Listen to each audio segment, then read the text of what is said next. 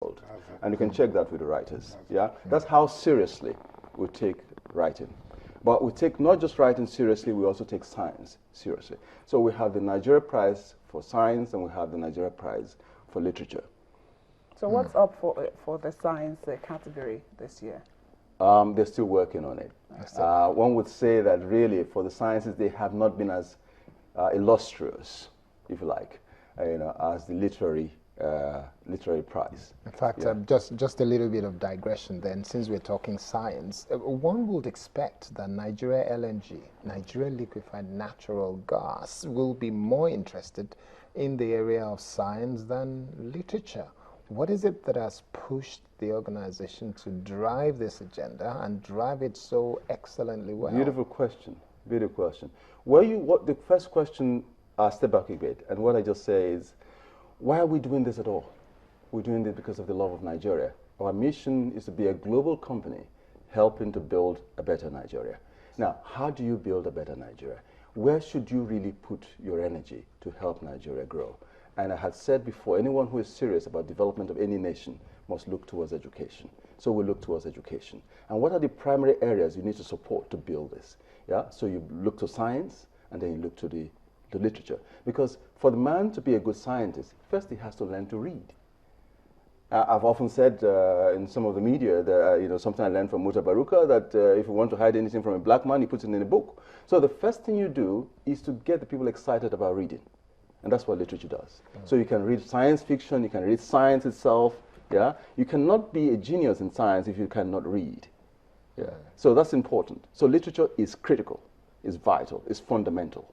Yeah? And then for the science, of course, we realize that infrastructure is not it's not one of the world-class ones as far as the Nigerian environment is concerned. So what we've done also is to move into the universities. We picked 6 key universities around the country, representing the 6 geopolitical zones. And we are working with them to provide them with first-class laboratories for research. So we are a science company. We are focused on that. We realize we need to do something about it. We're doing something about it. But we also need to encourage the reading culture through the literary support. Okay, Professor, what would you say about the reading culture in Nigeria? You just said something that for you to be able to move on in life and do well in literature, you have to read. Yeah, the reading culture in Nigeria is just being cultivated. It was there before. I remember when my children were growing up, you could hardly pull them out of their books, and they didn't care whether those books had to do with their examinations or not. But these days, people read just for examination. And that's not reading culture. That's reading for examination, reading as a duty. The reading culture is one in which people are reading for the sake of acquiring knowledge, generally. It's not yet there. It's the kind of work that the Nigerian Liquefied Natural Gas Company is doing, and the kind of work that our president started with Wole Soyinka to get Nigerians to begin to read. If that is sustained, we might have a situation where we will begin to have reading culture in Nigeria again. If what we're doing here were to be doing in places where there is reading culture, people will be standing out there waiting for us. And, to get autographs. Yes, to get autographs. They would have bought our books and they would be out there waiting for autographs. But here, you get published, and if care is not taken, if nobody is reading it in any book, if it's not on the reading list, then you could market your own books or buy your own books because nobody is reading. Okay. Well, let me ask Jude, because when I attended Federal Government College, Kano, and we had a fantastic principal who's very, very keen on literature. So all of it, or we'll say majority of the drama that you will find, the book written about plays, we had it, Wole Soyinka's play, Olarotimi's play, we acted all of this in Federal Government College, Kano. Now you're putting together a play.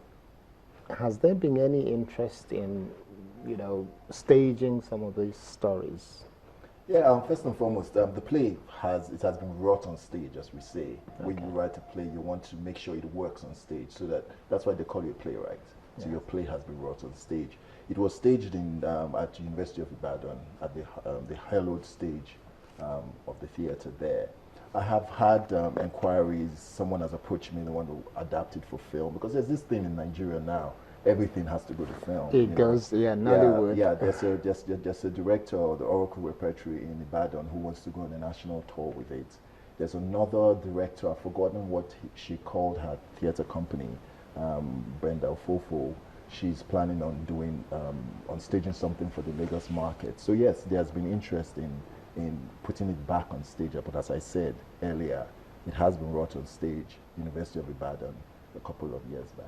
Okay. Just something of interest, which I might say, so you can put his contribution in context, is that this prize has been opened up to all Nigerians all over the world. Yeah. Now they are writers from diaspora who write in just to compete. Now what has happened is that this year, one of those from diaspora had made the short list of 3, and he lives in Canada. He works from Canada, so he's written in from Canada. You know, these other 2 are here in Nigeria based. So essentially what we're saying is we're opening up our writing to world-class standards. So it doesn't matter where you are, we're glad to compete with you as long as you're a Nigerian. Okay, that's excellent. But the short list of 11, there were 4 from outside Nigeria. 4. Somebody from the US, 2 from UK, and he from Canada. Okay, so as we round up now, how can one be a part of it next year? I would like to write something, even if it's just a year. Please, you should do. Yes. Next year is for children's literature. Okay, I won't be able to participate. No, you can write for children. Oh, okay, write for children. Yeah, oh, write for excellent. So I children. don't have to be a child. So yes. you don't have to. There are professors who are experts in children's literature. Yes. Yeah. So you write, and then sometime early in the year, there's going to be a broadcast. Yeah.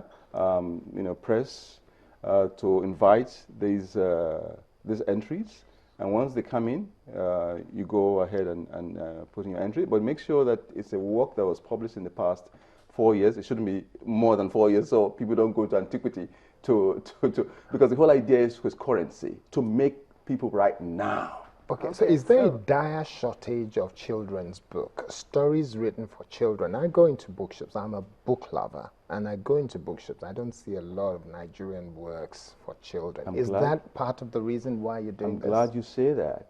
I'm glad you say that. There has been a dwindle. We used to be very well known, acclaimed around the world for our contribution in the area of literature, and it shows. But over time, a couple of past decades, things have kind of run down. But with the prize and the amount of energy that is injected into the literary community, we've seen this rev up way beyond what it used to be. And that happens to affect all the genres of literature, including, of course, children's literature. Okay, we've got to wrap up now. What's your final word to those who are here and to those who might be interested in next year's book? Final word. Now, what I'd like to say to those who have made it to the shortlist of 3 is congratulations. These are stars of Nigeria. We don't celebrate the true stars, unfortunately, but we should begin to change that mindset. Stars are those who have, out of excellence, done things that they can be singled out for, not those who have stolen money. These are the stars. And I think Nigeria should begin to look to excellence, because there's no one nation that can develop and improve if it doesn't focus on doing things excellently. Nigeria LNG happens to be one that wants to be known for inspiring Nigeria to do things in an excellent way. Okay, one sentence just to say something that would compel Nigerians to read more.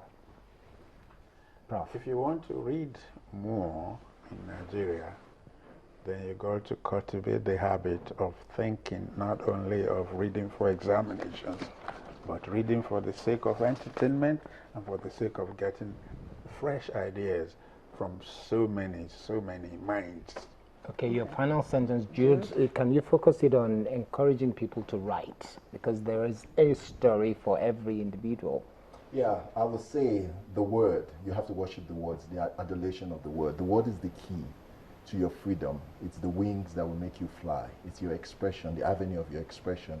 It's that thing which breaks free the manacles that bind you. It will strengthen you, it will empower you. It will totally, totally lead you to your El Dorado. So please, everyone. Okay, and Saba, yours as well, but maybe you want to look at culture because the Aleku story is to do with the Udoma of Benue people. Culture has been brought into it, and you said it still exists. So what will be your final word in terms of expressing our culture in words and putting it on paper? Well, first, let me say that lots of interesting things happen around here. Unfortunately, we do not recognize them. Jude will attest to that fact. When he's out there in Canada, I'm sure he misses some of the things that happen at home. I believe that through our writings, we can project some of these really, really great things about ourselves to the world. And like I always say, literature is life. Literature is life. That's a good way to wrap it up. To wrap it up, thank you so much for coming on this morning. We've been speaking with the General Manager, External Relations, Nigeria LNNG. Nigeria LNG, yes. Correct. That's Dr. Kudo Eresia AK. And of course, we've also been speaking with Friday John Abba, who is a prospective candidate for the prize, $100,000, and we've had also Jude Idada, and of course Professor Sam Okala. Thank you all for coming on this morning. Thank you. It's been a delight being here. Thank you. Thank you. Until we take another break, and when we come back, more conversation coming your way. Don't go away. Just make sure you join us again.